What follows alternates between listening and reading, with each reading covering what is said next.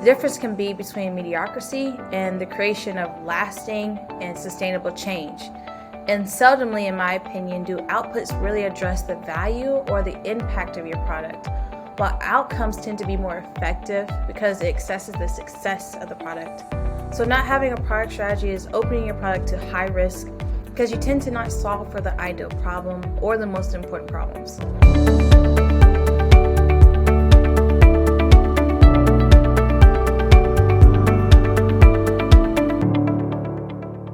All right, everyone. Today we are fortunate to have Maddox joining us to talk about product strategy and how it can be used to generate real impact. Chanel is an incredibly talented product manager at Crema, of whom I have the privilege of being able to collaborate with.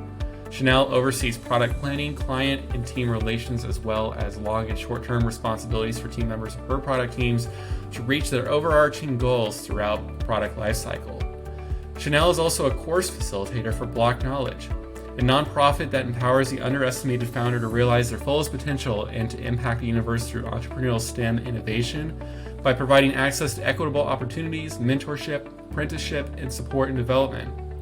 Chanel is also helping their cohort of block builders with gathering a deeper understanding of how to work with a technological team, create a portfolio of work, and test out their ideas with potential users of the product. Hey Chanel, welcome to the show. Hey Michael, thank you for having me. It's such an honor to be here today. I'm very excited for our conversation.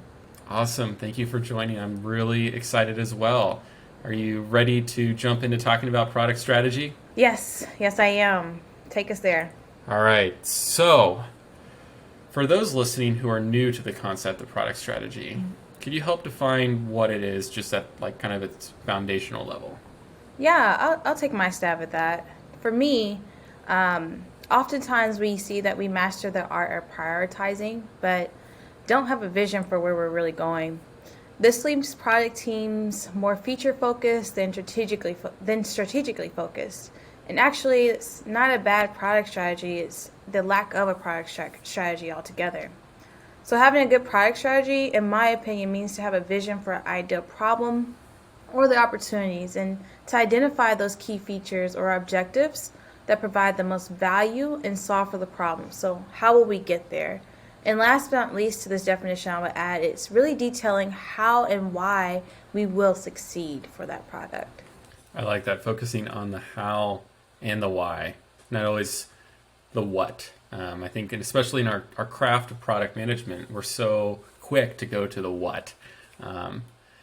So, kind of down those lines, when we think about teams that are maybe quick to go to the what and not focusing on the how and the why of having a product strategy, what happens to product teams that don't have a product strategy? That's actually a great question because, as you mentioned earlier, I just want to reiterate that a team without a strategy tends to be more feature focused. And the translation for this, in my opinion, is more focused on outputs rather than outcomes.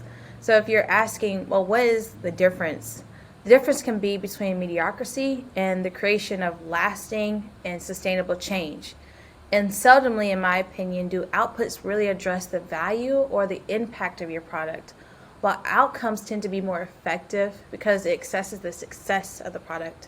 So not having a product strategy is opening your product to high risk because you tend to not solve for the ideal problem or the most important problems. The vulnerability here is that you're not producing the outcomes your users are most likely expecting. Therefore, you're missing opportunities within the market to take your stake. Very well said. So you kind of mentioned some of those opportunities. What are some other benefits that a product team can get from having a product strategy? Yeah. The product strategy really focuses and concentrates action and resources them. I love this because it really helps to clear the traffic with what we know so well, the laundry list of our backlog. And in turn, we generate results rather than just generate work. From my experience, the lack of a vision tends to overwhelm the team, or the team has struggled through delivering on those outcomes because they really don't understand or resonate with the purpose behind that product. So what I love about the product strategy is, one, when you have clarity, you're able to transcend that vision throughout the team and organization. You're also able to knock out more valuable work because the team can focus on the most critical problems to solve at a time. Lastly, one benefit that is part of the, I guess, unseen or unforesaid is that's often not discussed, I should say, is that when a product strategy is implemented effectively, your team has more opportunities to buy into that discovery, the development of the product, the problem solving of it all, and all these processes that come along with getting the product going out the door. This type of product tends to function at a more efficient and effective rate than one that's just performing transactions of the task they were given. So you're allowing your team to really take ownership for what they're doing. That's really good. So let's shift over into how product strategy supports users. How can a product strategy help align opportunities for users of a product? You know, actually, when I think about this question and when we think about opportunity or those opportunities, it's user-centric problem we've heard in the market. So the problem or the product strategy itself typically is what confidently confirms that those opportunities are three things that allow us to zoom in and focus. And those three things, in my opinion, are that one, it's pervasive. So is this widespread? It doesn't have to be a large number of people who are experiencing it, but possibly a smaller number, but a greater impact on revenue or market disruption. Number two, secondly, is this problem urgent or will it be in the future? And is this urgency growing or shrinking? And lastly, are people willing to pay? Is this problem painful enough for someone to pay to resolve it? The strategy helps you to know that if this problem is worth solving. And therefore, for me, the ideal opportunity actually aligns your strategic direction. Hopefully that answers your question there. Yeah, it does. One thing I'm thinking about too is just the concept of focusing, and with a strategy. When you think about like strategy, right? Like there's this, I think this idea of like, yeah, let's do something like way out there, and like let's do all these things. But when we think about focus, what are some advantages of really leaning into a really small focus when working on defining a product strategy? Before I answer this, focusing is so critical in product development and just for your product teams overall. Mainly because if the product or the vision lacks focus, you can go many directions that you don't intend to, and so you end up kind of in a pool of things versus going down one swim lane or another swim lane trying to get to the execution. But to get to your question, there are several ways we can see how the idea of focusing works more in our favor.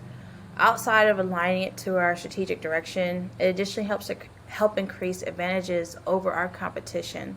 Simply put, because you're able to see how your product can fit or enter into the market. Where is your segment that you're going to tackle and go after? You can also view the number of existing competitors. What are they doing? How much market share do they have? And someone once told me it's an ability to dominate, not just participate. So hopefully there's some empowerment behind being able to focus in on what your competitors are doing and then what are you also wanting to do.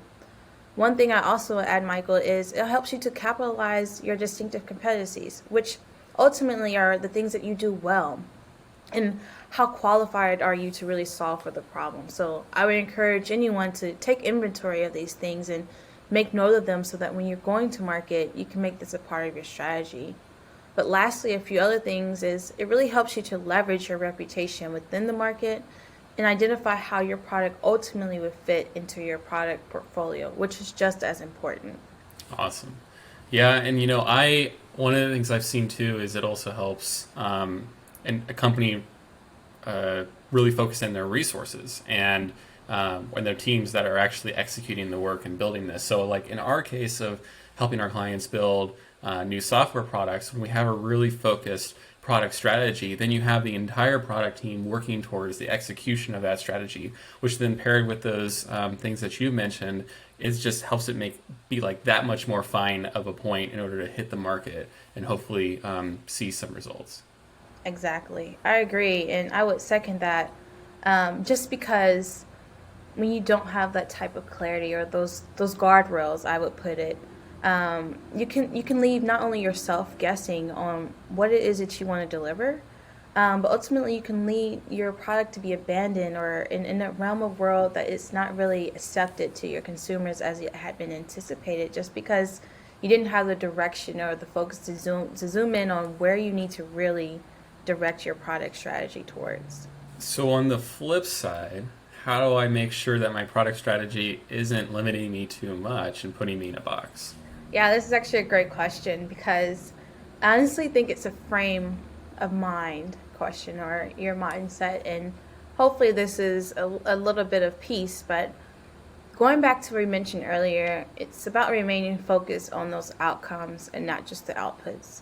Outcomes really tend to have a multitude of ways in which you can get a result or get to several end results. And honestly may explore new areas that you never had even thought of. Outputs, on the other hand, typically end in a one result space. So outcomes allow you to solve for a problem in various ways and even present more opportunities, more doors to be opened. If you find yourself driven by a task or just getting work done for the sake of getting work done, making little impact on your customers, they're not satisfied with the value, then I would encourage you to take a temperature check on that strategy or the lack of that strategy or how it's really doing. Because this could mean that you are putting yourself in a box. If you're having these one-way directions or one-way outputs, you're really probably not thinking about the problem itself and the successes of coming up with a multitude of results. Additionally, if you find yourself in that case or any case as more so output driven, you're probably having some pain around pivoting if it were to present itself. Again, this is a time for a quick tune-up. Where's the vision or the direction in which we're headed? If you're not able to pivot quickly or it takes a lot of muscle to do so amongst your team, then you're probably putting yourself in a box, and I would just encourage you all to mentally take note of that as you're going through your strategy. I love just the focus of outcomes over output. And I think, you mentioned like taking a breath as a team. If you're going in the output over outcomes direction, what are kind of some of the tactics that like teams can do that? So if you're running a product team, and maybe you've been doing this and you find that you're focused on putting out features that aren't actually connected to any sort of desired results, what do you do as a product manager to get things back on track towards that strategy? Yeah, and so I think you're asking a great question that I have to say I have fallen victim to. I will admit that sometimes when you are very task driven or hey, we're just putting out work or maybe we're just putting out outputs, it may feel like you're getting things done. So it is hard to detect whether or not I'm performing well or efficiently for my team. So in those instances, I always like to think forward. And I will say this has become a habit of mine, which I may be worried about the work I'm doing now, but how does this work turn over 3 months down the road, a year from now, or 5 years from now? And do I have key objectives that have been outlined? And if so, how are the inputs that I'm putting out aligning with those? Most likely, you'll see that it may accomplish one or a few, but it really isn't hitting the big value markers. And so that's when, for me, I'm able to go back to say, well, what is the real problem? And then maybe I can do some reverse engineering to say, well, what were some outcomes that could have presented themselves to solve for these big value hitters? Or what are some of the things that I have done before, and how could that have trapped me from pivoting to accomplish another task? I think oftentimes we feel that putting out feature work is doing sufficient work enough that it's adding satisfaction, but in all actuality, it isn't aligning with our objectives as clearly. So I would just go back to the drawing board to say, hey, how is my work aligning with these objectives or the revenue goals or the business goals or even the customer goals, and being able to paint a picture from there, reverse engineer to make sure you're answering the right questions. That is so good and so inspiring, because I think, this is kind of like the make or break. This is like the the keystone that can like make or break great product management. Is a lot of teams, it's easy, and we'll get into this, but like a lot of teams, they'll create product strategies up front, and then it's just kind of like put away in some file or some whiteboard hidden in a back office for the rest of that work. But what you're saying is, as product managers, we need to be consistently referencing that. Well, first off, like maybe we get to a point where we have to pause and then there's nothing to reference. Well, that's a great sign of like, hey, maybe we should pull the team together and build and define what the strategy is. But then also too, it's like we need to be constantly referencing this when we're writing those user stories, we're reviewing the requirements. We need to have reminders going back and looking at the metrics and success of the features that we've pushed out there. It's such a hard thing it's an easy thing to do when you get those tactics in place, but it's such a hard thing that very few teams, I think, do. Yeah. Why do you think that is? Why do so few teams do this? I think it honestly is, fine tuning that, building up that muscle. It takes time, it takes experience, it takes practice. And I one of the things that I think we often get trapped in is, for product managers, I don't know if you felt the same way, Michael, we often fall into this realm of imposter syndrome, or does this feel right? Mm-hmm. When I've learned that being a product manager or being a part of product teams, most of the time you're going to feel very uncomfortable. And you have to lean into that feeling of uncomfortability, because that's where you start to open doors. That's where you start to really explore the areas that seldomly have been explored. Things that tend to feel comfortable or natural, or, hey, this feels good, let's just do that. Or, yeah, we can do that, let's do that. Tend to be the direction you don't want to go in as much. It's often important that we need to lean on those areas that challenge us, to hold us accountable, to look back and say, we discussed this a month ago. How are we tracking with this? And to answer those hard questions, well, we're actually not doing too well. Well, then what can we do to correct? Do we need to go back and make sure that everyone knows the vision of where we're going? Okay, good. If we know that, well, do we need to make sure that we are allocating the right subjects or tasks to the right people, making sure there's no role confusion as well? Once you've checked that box, okay, well, are we making sure that the user stories that we're coming up with make sense to where the product's really headed? All these questions need to be answered along the way until you can find the gaps. Once you identify the gaps, that should be your guiding tool to know, okay, this is what we need to answer and what we need to do to answer it. Hopefully that adds a little bit of flavor. Yeah. But that's the process that I would take until I can figure out what is missing here and why we're not meeting the mark.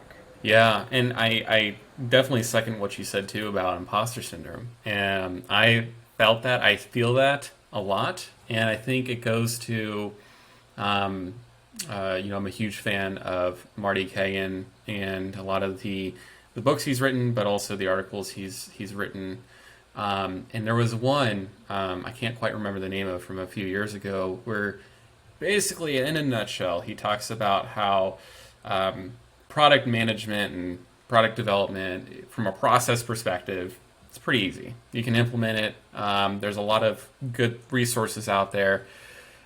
But what separates the good from the great product managers are the ones who are able to lean into that discomfort. And I wouldn't really say it's just the product management role either, but it's also the stakeholders or clients, if you're in a client situation, because they have to also be comfortable with that discomfort that you're recommending, from coming from a discomfortable place, saying, hey, we need to be more uncomfortable with this. This isn't something that we have the ability to build out these features, but maybe these features are something that we've all figured out internally, what we think our users want, but actually maybe not developing for 2 months and doing some intentional user research to help inform product strategy and vision is going to be worth it, more in the long term financially from a results perspective. And that's like a hard thing to get over. It's like, well, if we're not developing for 2 months, like that's wasted 2 months, you might think. But you have to, as product managers, we have to help kind of bridge that gap to show, well,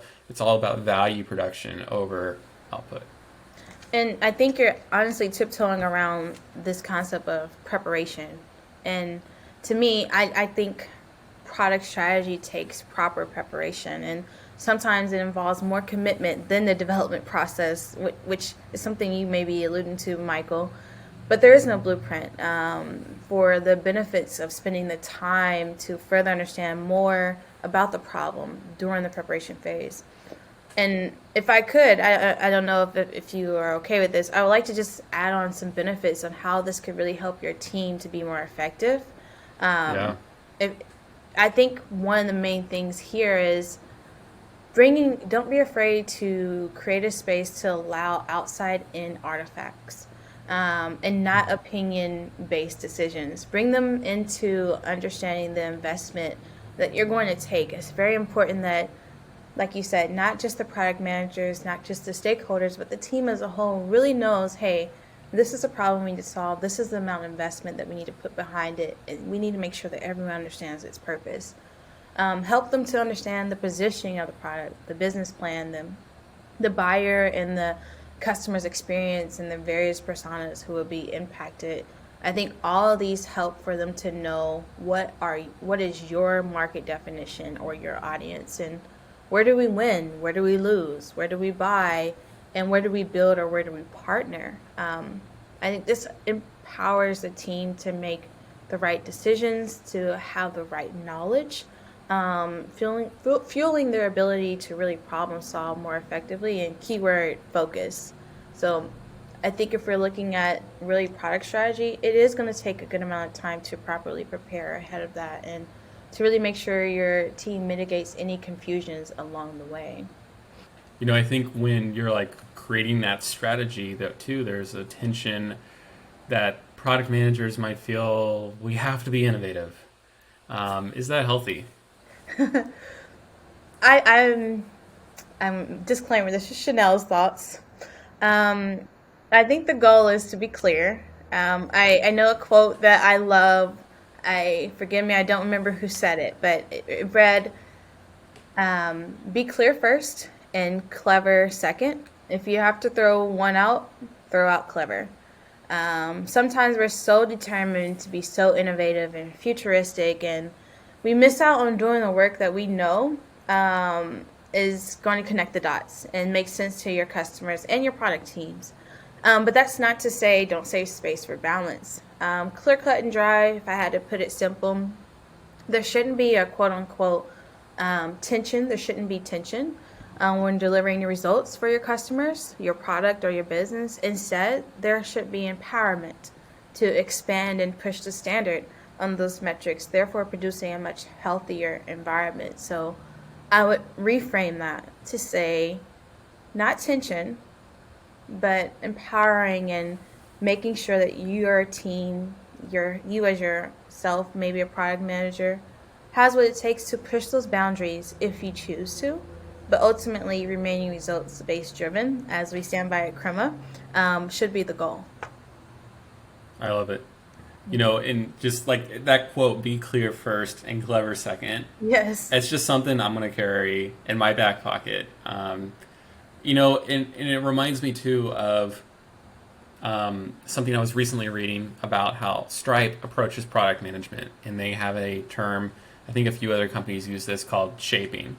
But to Stripe, what resonates to what you were saying in this is shaping exists outside of design and outside of requirements, but it's kind of like the metaphor I kind of got from it is it's like a messy architect's desk. It's got everything scattered around it. Maybe it has some really cool futuristic building designs and inspiration on there, but by the time that architect is done with their work, it's clean and there's one final design, and maybe it's something that fits in with what exists today and the pricing of materials and things that exist today. And so, being clear first, I look at it as, yes, absolutely, but don't let clever lead you. Don't let the futuristic architecture designs that are unrealistic to produce and haven't been safety tested be the thing that you recommend. I agree 1,000%.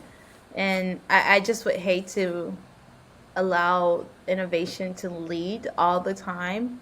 Not to say it shouldn't lead sometimes, that's an intentional strategy, right? To have innovation lead. But in this case, what we're referring to is You just want to be cautious, like you said. Just make sure that this is the right thing. You know that we're expending the right amount of time and investment to come up with the right result, and not just be innovative. Essentially, don't just let that be the only thing we're trying to do. So we've talked a bit about how there's some overlap when it comes to strategy between the product management role and the stakeholders or clients, depending on the product manager situation. Mm-hmm. So should the product managers or should the stakeholders manage the product strategy and the connected product roadmap? Who gets what? This is good. In my experience, the answer is both.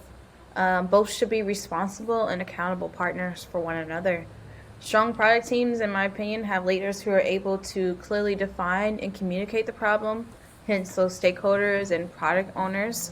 However, those same teams have stakeholders and product owners that allow the space for those members to provide the best solutions for those problems versus just handing out tasks to do.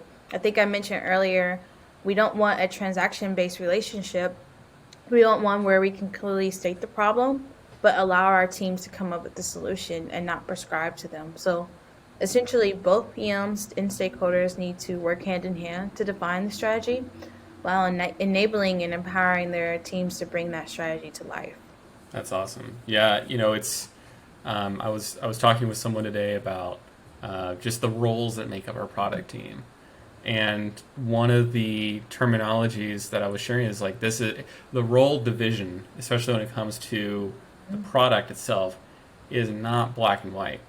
As product managers, there might be tasks and things that we're doing, but it has a healthy overlap with everything, but it's also not responsible for everything. Yeah. And I think product strategy is like the most crucial definition for it. And by the way, this is probably one of the reasons why our role has imposter syndrome with this stuff. It's accountable to everything, responsible for nothing. But yeah, so very cool. Before we wrap up, do you have any other thoughts about product strategy that you wanted to share for our audience? I think my only other thing I will add is I wanted to lean in. I think you mentioned Empower, the book by Marty Kagan and Chris Jones earlier. And if I had to, I wanted to reiterate a few things that they mentioned that I loved. More so when it comes to key areas of focus for discovery for product teams that they should prioritize. And a few of those were the quantitative insights, I believe, the qualitative insights and technology insights, as well as industry insights. Not trying to give away too much from the book, but I will divulge into leaning into those because you can get pretty granular with those various types of insights, but there's really no trap door exploring any of those. And I will also add that when you're coming up with your product strategy, don't be afraid to find areas of partnership to inquire or gain or collect some of those insights. A longevity relationship with someone, because the market is pretty extensive, it's pretty robust. And so I would just add in that discovery phase, don't feel compelled to put it all on your shoulders as a product team. Make that a part of the strategy to say, hey, along with this, while we're doing our preparation, while we're finding out more about the problem, let's figure out where we can bring in some partnerships to help us get there along the way. And you never know how that can really turn out in your favor in the end. So, and like what we were talking about earlier too, it's not just only upfront work; it is ongoing. You have a lot of investment up front to get started, but it should consistently be revisited and iterated on, just like our code. Discover and validate continuously, I would say. Yeah. Awesome. So before we wrap up, I'd love to ask some personal lightning round questions, if that's okay. Okay, go ahead. Which of your personal habits has contributed the most to your success? This is a tough question, but I had to say, when I was, I'll try to make this quick. When I was beginning my career early on, someone told me, learn the power of observing. And so for me, I have made it an intention to allow space to observe when needed, but also learning to fail fast when I do act and I do not get it right. So those are some strong habits that I have adopted, not more so tactical, but more so a soft skill that has shown up in a multitude of ways, as well as added to my ability to be a strong product manager. And last but not least, being able to have a forward thinking mindset would be a habit that I think a lot of PMs could really benefit from. What's your favorite tool that you use regularly? Without question, Miro. Miro has, I don't know many meetings or many areas, spaces, avenues where I have not leaned on Miro in both my professional and personal life. Right there with you. And lastly, for someone at the start of their product management journey, what is the one piece of advice that you would give them? We actually said this earlier. Imposter syndrome is normal. And in fact, a good thing. Probably a conversation for another day where you and I can go more in depth around this, Michael. But I would encourage someone who's getting started to really lean into this feeling and let it work for your advantage. One thing that I've heard that imposter syndrome can really help product managers is because you don't know what you don't know, you can actually bring new, fresh ideas to the table. So, like I said, let it work for you. If you're having that feeling, it's totally okay, completely normal, and expected. Yes, definitely. All right, Chanel, thank you so much for joining the show today and enlightening us about product strategy. No problem. Thank you for having me, Michael. So for everyone listening, if you want to learn more about Chanel, you can find her at crema.us, or you can look her up on LinkedIn. Otherwise, Chanel, thank you so much again for joining. Thank you, everyone, for listening. And please be sure to leave a review of the podcast. Your feedback lets us know how we can drive future episodes of the show for you.